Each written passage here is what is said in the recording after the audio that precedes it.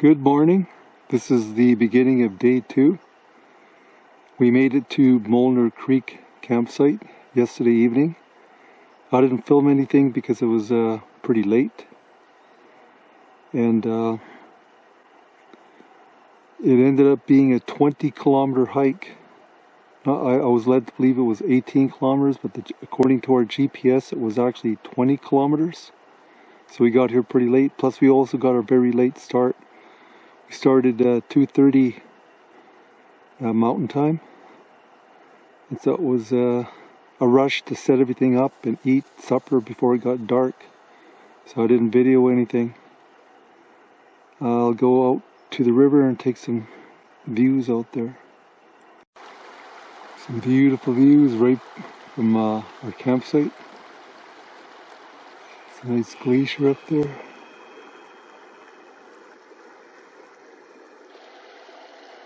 Cool.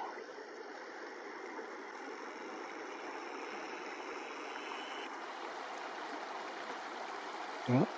See if I can swing over to our campsite. No. Okay, that's what we're having for breakfast. Or part of what we're having for breakfast. It's actually had a few spoonfuls of it so far. And it tastes pretty good.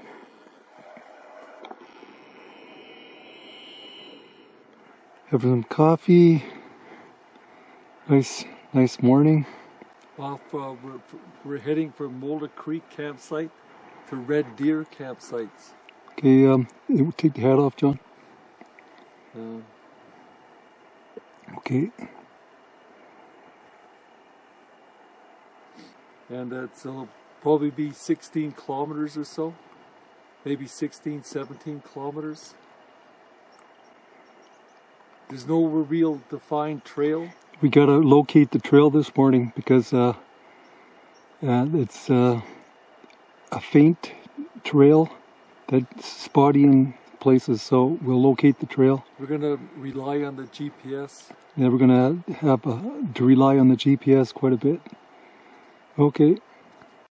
Molnar 16. See that?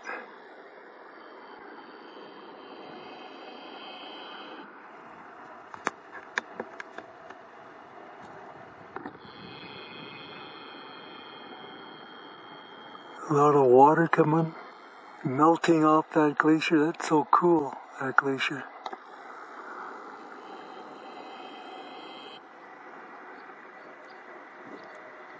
I've just taken a few scenes before we leave here, because we're about to go locate the trail. You can see the tip of Molnar Mountain. The faint tip of Molnar. Last views of Molnar before we head down Molnar Creek and find the Red Deer River trail. Cool. So cool.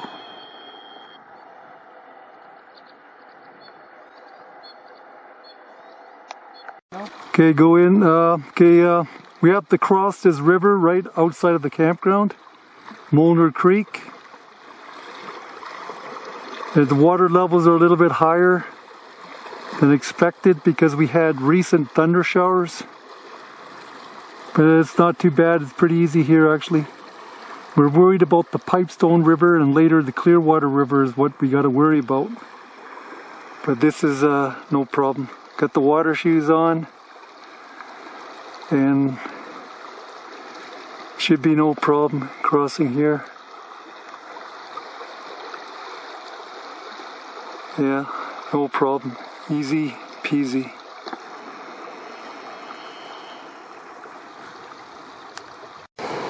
Okay, we reached the Pipestone River. This is one of the major obstacles on this hike. If we successfully cross the Pipestone, we're okay all the way to the Clearwater, which is far away. Anyway, there's a cabin across the Pipestone. A warden's outpost. Okay. And I want to give a shout out to Mark of the Trail. He's the one who inspired this backpack, and he gave us a lot of hints on how to do this backpack. And so we wouldn't be doing this backpack if it wasn't for Mark of the Trail. Like right now, I remember Mark of the Trail telling us, move up across from this Warden outpost. I think that's what it is, where the water turns a bit more shallow or slow moving. And slowly moving. Like I wouldn't want to cross here. This is deep and fast, and you can. This is like thigh deep water, and it's moving pretty fast. You could be swept off your feet. Yeah, especially with these backpacks that are top heavy, and it's hard to keep your balance sometimes. But up ahead, it looks like it's very doable.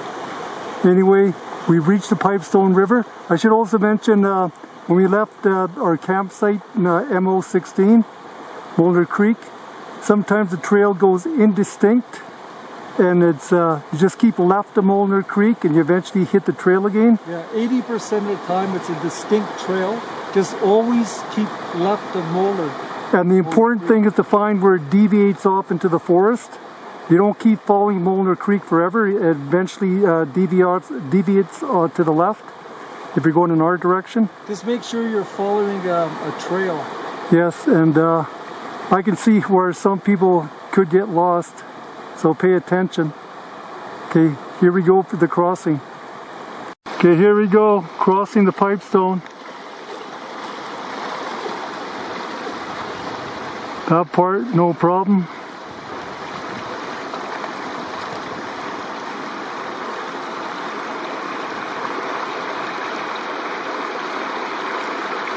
Going to head to some slower moving water.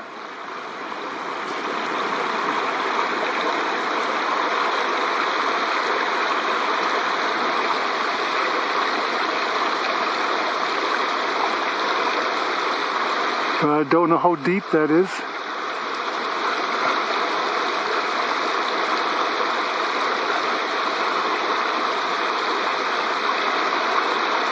So far it looks easy peasy.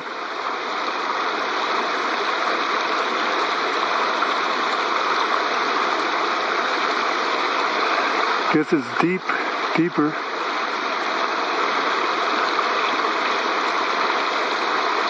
He's rolling up his pants more, so it must be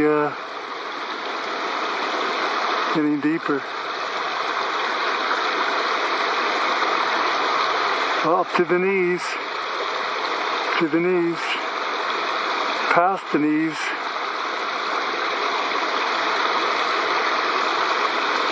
Thigh deep, pretty deep.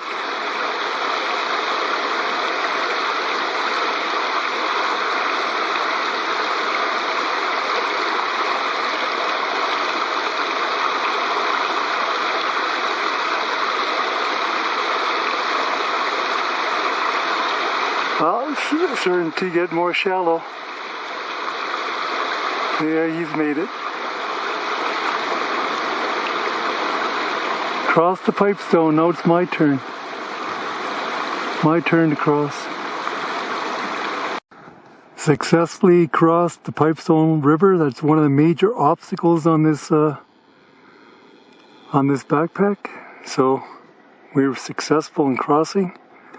It got right up to our crotch, and it's easy to wipe out if you take one wrong step. You got to take little steps. Can't lift your feet up too high, and watch where you're going. Look down. Watch where you're stepping. Very easy to wipe out.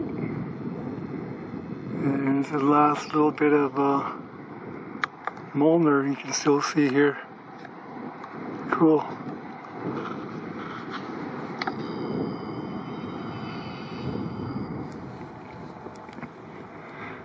Yeah.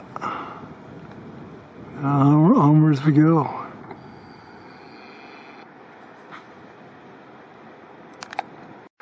Okay, we're at a sign. We're heading to Red Deer Lakes. That's the camp. Yeah, we're heading to that campsite, BA26, I think. And we're We're at the intersection. See, look at that sign. Red Deer River Skokie Lodge. We're heading towards Red Deer Lake Campground. And in this direction, where we just came from, Lake Louise, Fish Lakes, Molar Pass, Pipestone Pass. We came from Molar Pass. We're actually going to go out via Fish Lakes, but came over South Molar Pass. And now we know where to go. It's just up here. Now we still have, let's say we covered 6 kilometers. I'm not sure, it's 6 or so kilometers. So we have another 10 or so kilometers to go. Yeah, that was a pretty hard 6 kilometers with all the river crossings and everything. Not physically, I mean, but taking the water shoes on and off, on and off. Yeah. It's like time consuming, very time consuming. It's a pain because to take the boots and the socks off and then to put on the water shoes, it takes a long time. Yeah, that's a lot of like hassle. And you got a backpack on. While you're doing it. While you're doing it, so it's not easy. I guess you can take the backpack off, but I don't know. Everything takes effort and time. And everything, it's irritating to constantly put water shoes on. And we had to do it like, I don't know how many times so far today? A lot. A lot. Okay, onwards we go. We reached the intersection with Skokie Valley, and we're heading towards Red Deer Lakes. So we're keeping to the left, and Skokie Valley and Lodge would be to the right.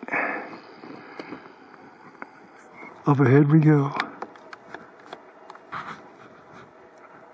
Okay, it just broke out into the open, big meadow, and we still have about 5 kilometers to go to reach the campsite.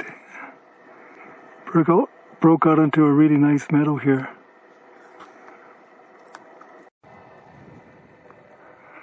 Making our way along.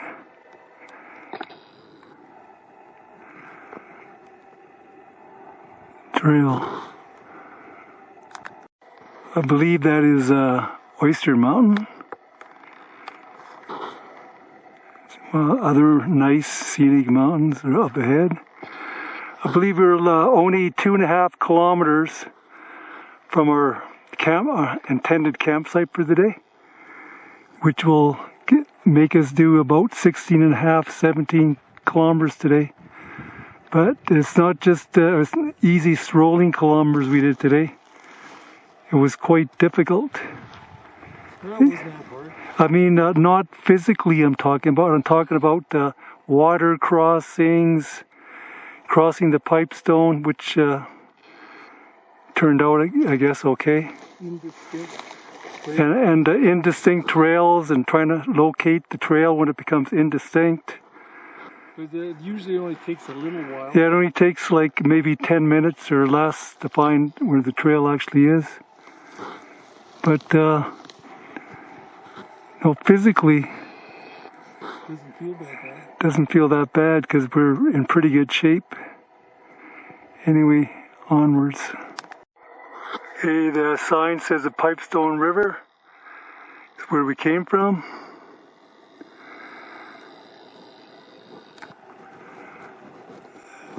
There's Oyster Mountain again with my brother standing. And the first Red Deer Lake that we encountered. Here's one of the Red Deer Lakes.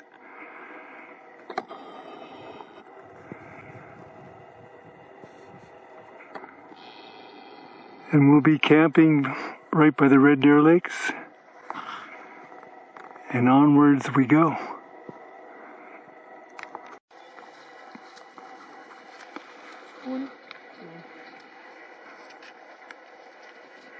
Okay, we spent the night here. Not too much to see, so that's why I didn't do too much videoing. Plus there's tons of people around. Onwards we go.